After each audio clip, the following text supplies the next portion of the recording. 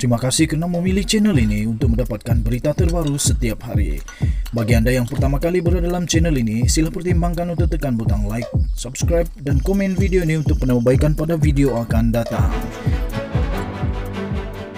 Berita politik, berita semasa, berita ekonomi, berita kesihatan, pendidikan dan segalanya ada dalam channel ini. Salam sejahtera Malaysia, berita terkini daripada premiumsinarharian.com.my. Bertajuk, hanya ada satu jalan untuk Zeti Aziz oleh Lain Padang, Lain Belalang. Berita terkini, berita penuh. Belalang bukan nak kata apa, tapi kadangkala cara kita kendali beberapa kes berprofail tinggi memakan masa terlalu lama hinggakan ada yang berpandangan ia menjadi tidak adil kepada orang yang kena siasat dan juga tidak adil kepada masyarakat umum. Kes yang tiada jalan penyelesaian atau tidak dibawa ke muka pengadilan hanya terdedah kepada pelbagai spekulasi, kabar angin dan gosip liar. Ia ibarat gantung tidak bertali. Masyarakat umum pula ternanti-nanti apakah permulaan dan kesudahan kes tersebut. Terlalu banyak yang dah kita saksikan. Siasatan atau perbicaraan kes berprofail tinggi masih belum selesai maupun bermula, walaupun ia diperkatakan sejak bertahun-tahun dahulu. Antara yang belalang nak sentuh secara spesifik di sini ialah kes 1MDB yang dikaitkan dengan bekas Gubernur Bank Negara Tan Sri Dr. Zeti Akhtar Aziz, suaminya serta anak-anaknya. Selagi kes mengenai mereka tidak dibawa secara rasmi ke muka pengadilan, maka selagi itulah ia menjadi bahan percakapan dan spekulasi ramai hinggakan ke tahap ia menjadi bahan ejekan dan bahan ketawa di media sosial. Dari sudut itu, ia tidak adil untuk Zeti. Namun, imej beliau yang tidak pernah tercela sebelum ini malah mencacatkan lagi sejarah sebagai wanita pertama menduduki kerusi Gubernur Bank Negara kini berada di persimpangan jalan. Segala-galanya berpunca daripada kontroversi yang terpalit oleh skandal 1MDB yang dikaitkan dengan suami dan anak-anaknya. Isu ini kembali menjadi bualan ramai selepas ASPRM, Suruhanjaya Pencegahan Rasuah Malaysia, mengesahkan menerusi satu kenyataan baru-baru ini bahawa RM65 juta wang yang dikaitkan dengan 1MDB telah dikembalikan kepada Malaysia oleh Singapura. Wang ini dirampas dari sebuah syarikat di Singapura milik suami bekas Gubernur Bank Negara. Walaupun tiada nama yang disebut dalam kenyataan oleh SPRM, tapi semua orang tahu siapa yang dimaksudkan.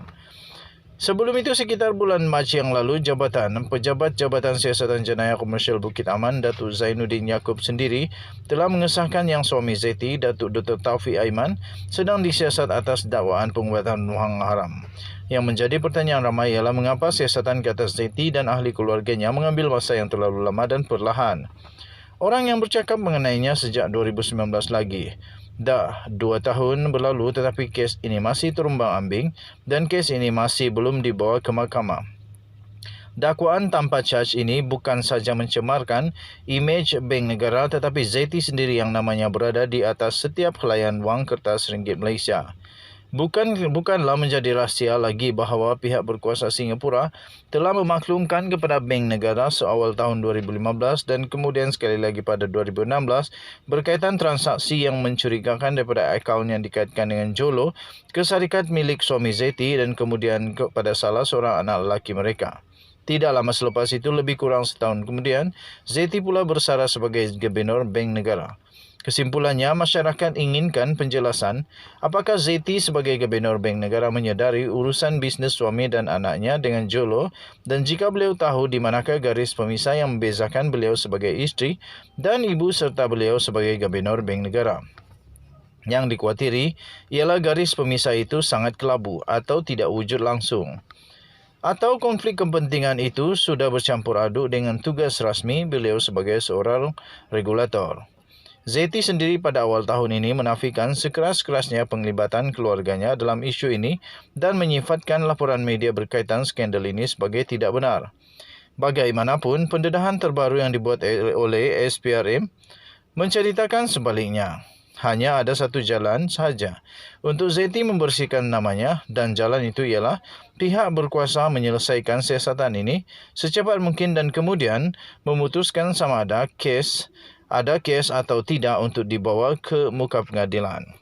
Daripada Belalang percaya dan yakin akan sistem keadilan kita. Sekian berita, salam sejahtera Malaysia. Artikel ini dipetik daripada premiumsinarharian.com.my. Kita jumpa lagi. Selamat petang Malaysia. Sila maklum bahawa artikel ini tidak menggambarkan pendapat dan pendirian sebenar daripada channel ini, The Twin TV. Bye-bye.